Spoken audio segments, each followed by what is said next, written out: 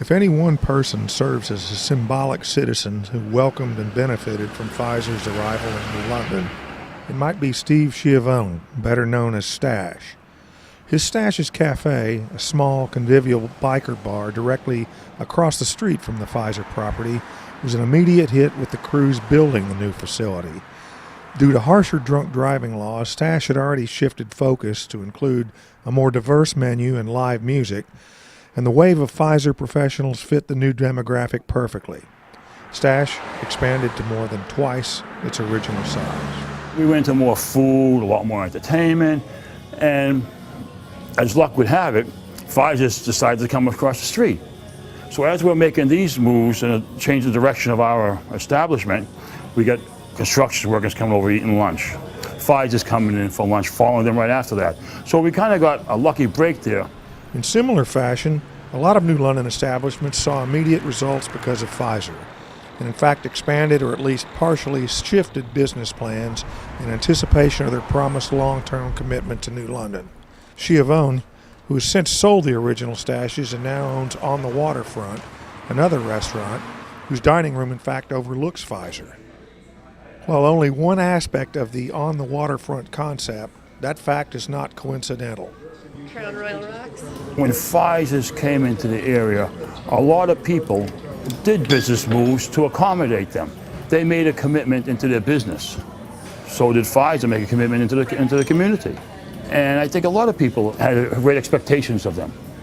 You make a commitment, and people build, you're affecting people's lives, not just the people that work for you. You can move them around and do whatever you got to do. But when you're in a small community like this here, people make business decisions based upon what's around them. And Pfizer made a commitment, a long-term commitment. And when things were fat and they were making a lot of money, everything was running smooth. But then when things got lean, they just want to pull out. And that's not fair. We're here. They go, we're still here. They take their ball, go to a different ballpark. We're still here. They have to come fight through the lean years too. When things were fat, if they had thought about when things would get lean, like every good business person should do, maybe they'd still be there. Schiavone says he feels a certain amount of civic betrayal with Pfizer's decision, but adds it would be foolish any time for a local business to expect any one gigantic corporate entity to provide enough revenue to keep the smaller business afloat. I don't think you can rely on any one identity to make your business. But you expect something, and if it's 10%, 20% of your business, you take that little bit of business away, it hurts. As for the future and who or what might occupy the soon-to-be Pfizer ghost town, Schiavone hopes that lessons have been learned and that rash decisions to simply fill the space don't backfire. We want a business in New London that has a presence that really supports New London. And I didn't see a lot of that from Pfizer. Nothing, not that they didn't support us.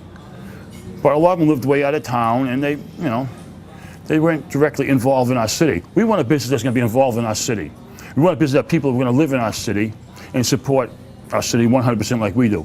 We're here. We want a nice business to be here.